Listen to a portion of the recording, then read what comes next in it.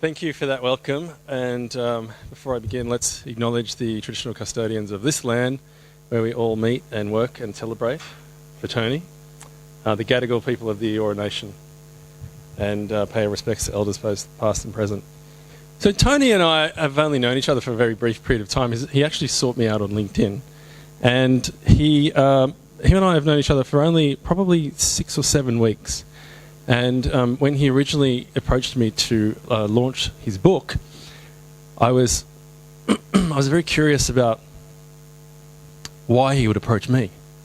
Because as you've heard, my profession is working in the therapeutic space, working in Indigenous communities. Community engagement is kind of a big thing that we do. And his book is about HR, thought leaders and cultural intelligence. And after a couple of meetings, when I asked him the question, why did you approach me? He said, well, Ken, you're actually doing this. You're out in the field in a very difficult, challenging space. And then I thought about what I'm doing, and I guess the penny dropped, and I realised that, yeah, it has been a very challenging and progressive space to work in for 20-odd years, you know, the Indigenous justice, health, education space. And that space has been fraught with very many cultural boundaries and barriers, and some of which exist because of the lack of cultural intelligence, maybe the lack of space to be creative, the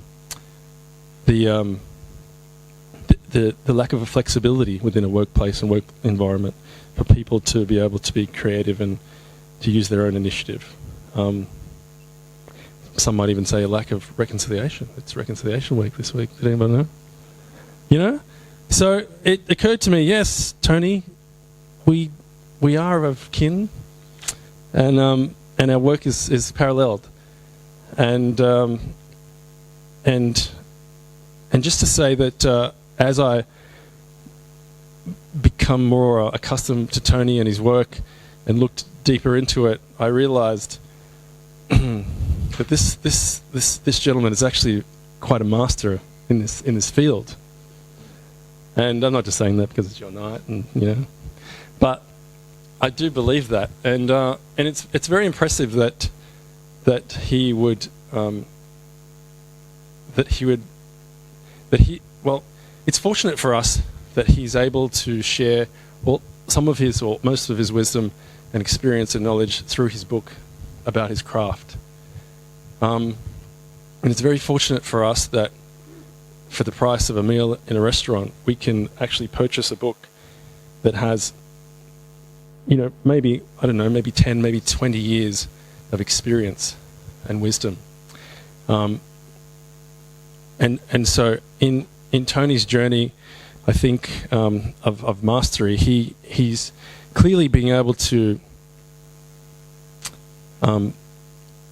learn or master his craft and progress to a level that maybe a lot of us may never get to because of his passion and because of his love for his topic.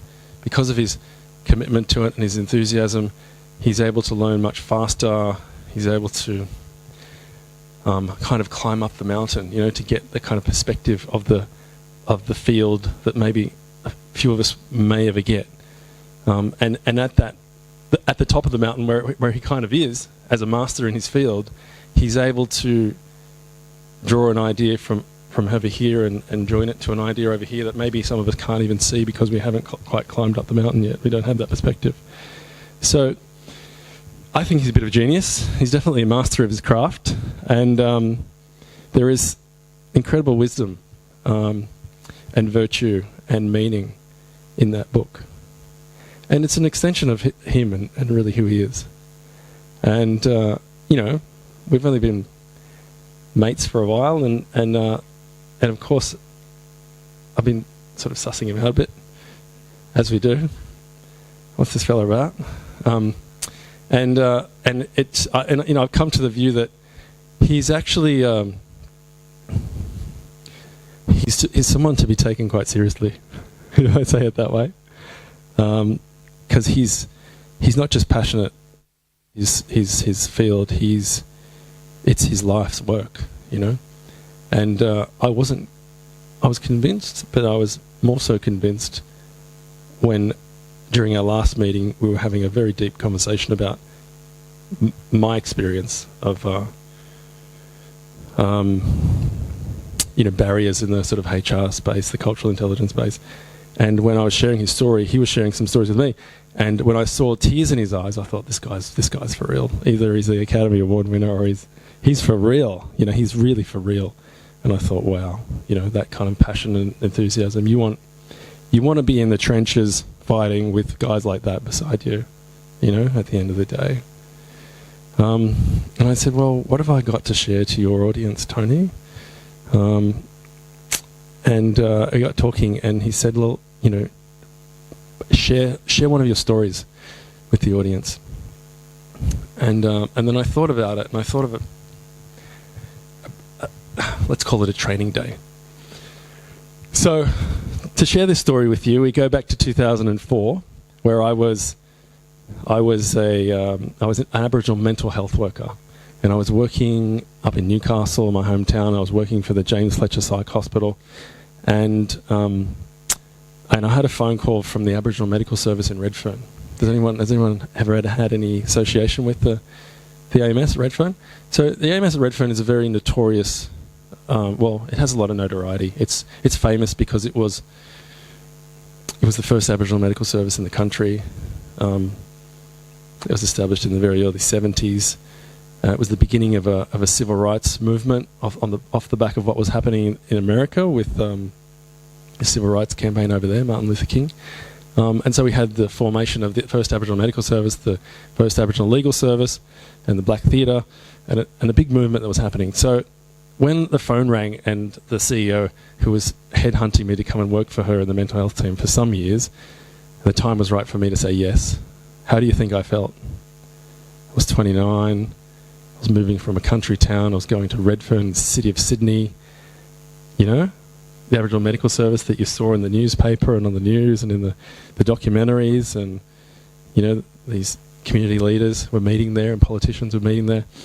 And so I arrived. So I decided that I'd leave my hometown, my little house in the suburbs, where I had Lake Macquarie 15 minutes in one direction, the beach 15 minutes in the other direction, 37% parkland in the suburb that I lived in, and moved to and live in Redfern.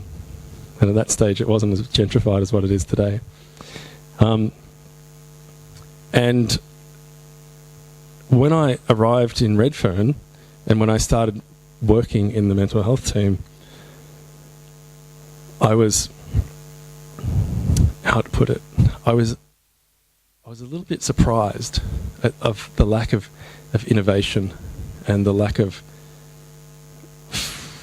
skilled, competent staff. I was disappointed with the lack of connection to what was happening, like, internationally in the mental health and social emotional wellbeing space, just on the ground. There was plenty of rhetoric, but within the capacity to deliver to community, I was very kind of surprised with what was missing. I expected it to be much more than what it actually was. And being the kind of personality type that I am, tend to sort of push boundaries a little bit. And I was at uni and we were studying social emotional wellbeing frameworks, and we were looking at the mental health plan, and we were kind of, you know, having our statewide meetings and exchanging information and in contact with the Centre for Mental Health, and we had all this innovation and stuff going around us, but it seemed to be sort of above or missing the Aboriginal Medical Service. And so I began kind of pushing for a little bit of change, a little bit of forward thinking, and I established a couple of programs that were very successful. I'd built a bit of a name in the community as, you know, a go-to person for mental health problems, you know, and programs. And what was happening though beneath me was, what I realised that I was working in or working against wasn't so much the situation in the community with regards to mental health and addiction and family violence and poverty and whatnot. The biggest challenges I faced were actually the challenges within the organisation. it was the frontline, the direct managers, the colleagues, the systems and processes of the organisation, the politics and culture of the organisation was incredibly toxic and retarded, and it was extremely stressful, and disheartening. People were putting their own personal values, their own personal interests before that of the community, And I thought, oh my God, what's happening? I can't believe what's happening here. Tony's getting emotional again.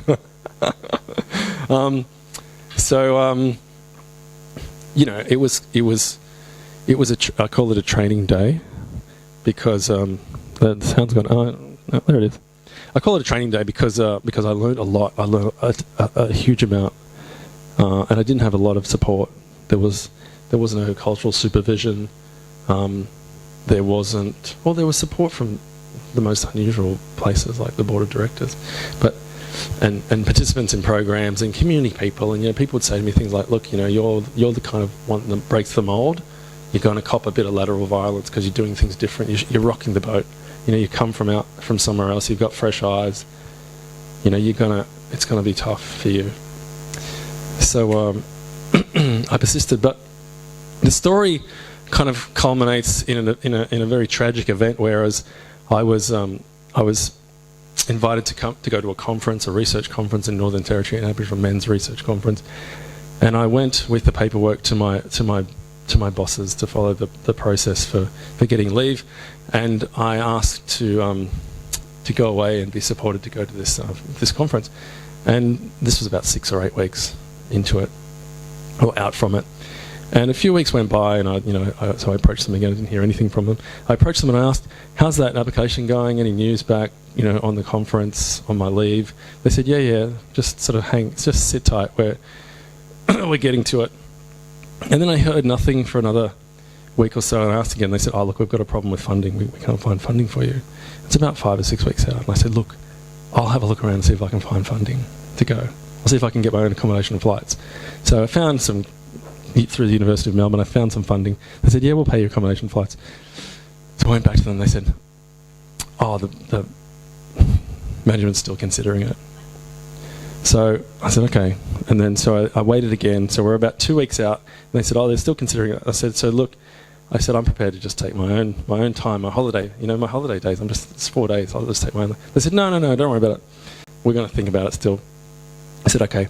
So I had my flights booked, I had my accommodation, my registration, everything done, and so I heard nothing. They just kind of ignored me. So I decided I would just go. So I just went. And as soon as I left, the day that I arrived up there, they sent me an email to say that you're sacked. Yeah. I couldn't believe it. Yeah, I couldn't, yeah, I was a bit naive. I didn't think people could be so kind of ruthless and malice and jealous and envious and all that 7 deadly sins, But it's human nature, it really is. It's as natural as anything. We're all animals aspiring to be human beings, I reckon. That's my personal opinion.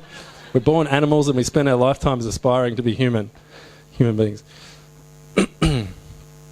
So when I told Tony that story, of course he turned on the waterworks for me, and then he said, "Why don't you share that story?" And I said, "Well, if you think it's going to be of value, then I'll definitely share it." So I was sacked, and then I had other things kind of in the pipeline going on anyway, and but I wasn't quite ready to leave because I was running a program that was well attended, and there was no one to fill that space. And so this was around 2005 or 6 or something, or 7. So this was the time around where Howard had reversed the industrial relations laws for organisations with less than 100 employees. So they didn't have the right to take their employee to court for unfair dismissal. That kind of legislation had been, they didn't have jurisdiction. So I rang the commission anyway, and I said, "Look, this is the case. Do you think I've got any legs to stand on?" And they said, "No, because of that." And I said, "Okay." And then a couple of days passed, and I had a phone call, and it was the lady from the commission. She said, the commissioner's looked into this case for you, and he said that he actually thinks he does have some power in this jurisdiction for you. Do you want to continue? And I said, well, yeah, let's go, let's do it. Let's teach these bastards a lesson.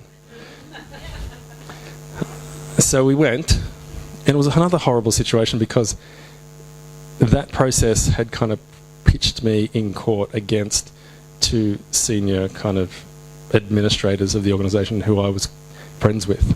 So we're kind of sitting in court, we're kind of, you know, like, what the fuck is this? You know, what is this?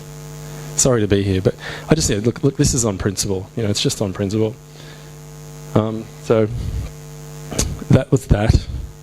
And I probably could have sued them, like many others had, not there, but many others have in that kind of situation. But I decided that ethically and morally that to take money from a community organisation wouldn't be the right thing to do, although a lot of people do. It didn't sit right with me, so I didn't. So I just let it go. And I think I signed something to say that I couldn't tell that story in public.